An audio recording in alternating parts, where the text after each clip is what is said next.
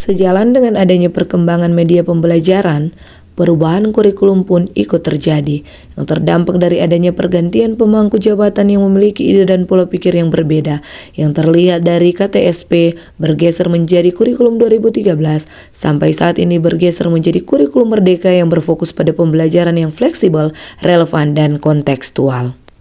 Kisah ini diambil dari sebuah sekolah di dataran tinggi Modo Inding, yaitu SMP Negeri 3 Modo Inding. SMP Negeri 3 Modo Inding ini berada di paling selatan Kabupaten Minahasa Selatan yang berada di Kecamatan Modo Inding, tepatnya berada di Desa Mokobang, terletak di ketinggian kurang lebih 1.100 sampai 1.600 meter di atas permukaan laut. Modo Inding dikenal dengan penghasil hortikultura.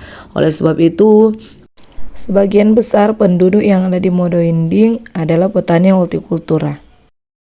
Di Desa Mokobang juga memiliki keunikan tersendiri karena Desa Mokobang adalah penghasil rumah panggung yang ada di Kabupaten Minahasa Selatan. Keunikan juga ini terjadi karena di Desa Mokobang terdapat sebuah danau yang berada di tengah pemukiman penduduk. Oleh sebab itu, pekerjaan daripada orang tua murid yang ada di SMP Negeri 3 Modo Inding beragam, mulai dari petani hortikultura, penghasil rumah panggung, bahkan sampai pada nelayan. Hal ini adalah sebuah cerminan sempurna dari sebuah perubahan yang terjadi. Shalom. Assalamualaikum warahmatullahi wabarakatuh. Salam dan bahagia Bapak Ibu guru hebat dimanapun Anda berada. Perkenalkan, saya Marlen Priscilia Tandayu, sekolah di SMP Negeri 3 Modo Inding. Saat ini saya sedang mengikuti apresiasi GTK tahun 2025. Praktik baik kali ini sesuai dengan apa yang sudah saya alami dan sudah saya laksanakan, di mana saya menjadi seorang guru, yaitu di SMP Negeri 3 Modo Inding. Dan cerita baik saat ini saya beri judul Menuai Hasil Transformasi di Dataran Modo Inding berdasarkan evolusi melalui inovasi pembelajaran. Tujuan dari cerita berbagi praktik baik kali ini ialah bukan hanya sekedar mengganti alat, tetapi bagaimana mengubah sebuah esensi belajar menjadi jauh lebih baik untuk meningkatkan motivasi belajar dari para murid agar presensi kehadiran boleh semakin meningkat. GTK hebat, Indonesia kuat. Selama bertahun-tahun, saya merasa seperti dibatasi di sebuah rumah yang memiliki jendela yang tertutup dan sulit dijangkau. Proses belajar mengajar yang berjalan di tempat ibarat sebuah cerita indah, hanya bisa diceritakan namun tidak bisa dilihat. Inilah yang menjadi kondisi yang menjadi latar belakang praktik baik setelah saya mengamati adanya kesenjangan antara fasilitas sekolah yang sudah maju dengan metode pembelajaran yang masih konvensional, antara kecepatan perkembangan teknologi digital dengan kemampuan adaptasi di dalam kelas. Hal inilah yang menyebabkan motivasi belajar murid menurun dan menyebabkan presensi kehadiran sangat minim. Ini adalah bagaimana mentransformasi pembelajaran agar tidak hanya sekedar mengganti alat, tetapi benar-benar mengubah cara belajar menuju pembelajaran yang bukan hanya menghafal saja, tetapi lebih mendalami. Karena itu, guru perlu menyusun desain pembelajaran yang inovatif, yaitu penerapan pembelajaran sesuai dengan kehidupan sehari-hari murid, sehingga murid mengalami perubahan ke arah yang lebih baik. Saya memiliki mimpi agar murid tumbuh menjadi pembelajar seumur hidup, yang melihat dunia dengan rasa penasaran, yang rasa ingin tahunya tidak berhenti, sehingga motivasi untuk belajar dan datang ke sekolah akan semakin kuat. Tujuan terbesar saya adalah agar murid dapat melihat dan menemukan versi terbaik dari diri mereka sendiri. Saya berharap setiap anak dapat mengenali bakat dan potensi terpendam yang mereka miliki.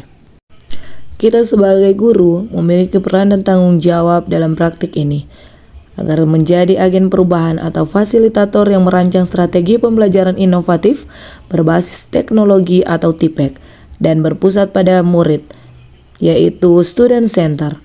Saya pun bertanggung jawab merancang ulang pembelajaran agar media digital dan kurikulum merdeka diintegrasikan secara efektif untuk mendorong pemikiran kritis dan deep learning pada murid SMP Negeri 3 Modo Inding. Seorang guru sejatinya tidak hanya dituntut menjadi seorang pengajar yang bisa memberikan materi, berceramah di depan kelas, namun bagaimana menyikapi situasi dan kondisi murid yang merasa bosan dengan kegiatan belajar mengajar yang monoton dan itu-itu saja. Disinilah peran aktif seorang guru dituntut, bagaimana mengaktifkan kelas, membuat kelas menjadi lebih hidup, mampu menguasai kelas dengan jumlah murid yang banyak. Sebagai seorang guru, jangan hanya menjadi rutinitas pagi, berdiri di depan kelas, memegang spidol, dan menulis di papan tulis.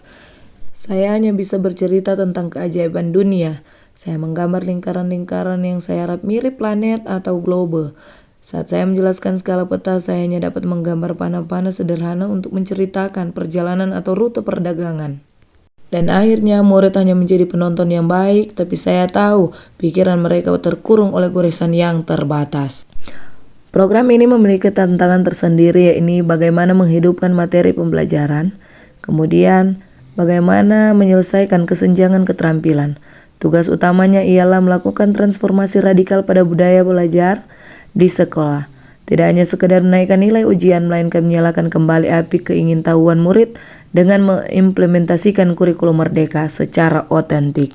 Sekolah harus bisa menciptakan sebuah lingkungan di mana murid menjadi pembelajar yang aktif, kritis, dan inovatif. Mereka harus beralih dari penerima pasif informasi menjadi peneliti, kreator, dan pemecah masalah yang mampu menghubungkan ilmu di kelas dengan kekayaan potensi lokal yang ada di Modo Inding. Mengatasi tantangan tersebut, langkah awal dari menerapkan pembelajaran ini, bagaimana kita mengenali murid lebih dalam, mencari tahu masalah apa yang menyebabkan motivasi belajar mereka menurun, mengumpulkan informasi tentang minat, kebutuhan, dan kemampuan murid. Kemudian, guru menganalisis serta memetakan profil belajar murid tersebut agar dapat merancang pembelajaran yang sesuai dengan karakteristik individu mereka. Di awal pembelajaran, saya memfasilitasi murid untuk belajar IPS dengan menunjukkan peta dan bola dunia, namun ada yang aktif dan ada yang kurang aktif. Kemudian saya memberikan tugas mandiri kepada murid untuk membawa kertas warna, lem, dan gunting agar mereka boleh mengekspresikan apa yang bisa mereka pajang sesuai dengan materi atau sesuai dengan mata pelajaran IPS. Dengan adanya perubahan dari papan tulis dan spidol, kemudian menuju proyektor LCD, hingga saat ini menggunakan TV digital dan kurikulum merdeka, maka proyek pembelajaran mendalam merupakan sebuah transformasi mencapai puncak ketika sekolah mendapatkan akses internet yang lebih stabil dan beberapa unit TV digital atau interaktif flat panel.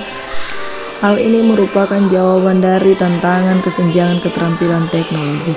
Namun saya sadar teknologi secanggih apapun tidak akan berguna jika saya sendiri tidak mampu menggunakannya.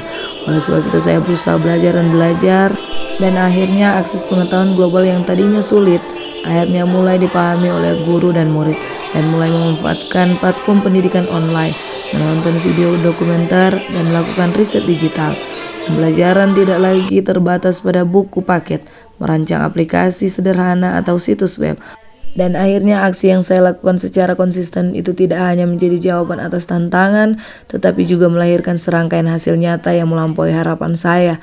Perubahan terjadi di kelas, bukan perubahan kecil, melainkan sebuah transformasi menyeluruh yang bisa dirasakan, dilihat, dan diukur. Halo semua, nama saya Gina Tiffan Erari, kelas 7 SMP Negeri 3 Modo Inding. Saya sangat senang dalam pembelajaran kali ini. Saya sangat senang karena bisa bermain warna, bermain bentuk. Guru hebat tahu bahwa mengajar generasi digital bukan soal menguasai teknologi saja, melainkan memanusiakan proses belajar di tengah teknologi. Itulah hasil dari transformasi di dataran Modo Inding berdasarkan evolusi melalui transformasi pembelajaran, khususnya di SMP Negeri 3 Modo Inding. Terima kasih, semoga bermanfaat.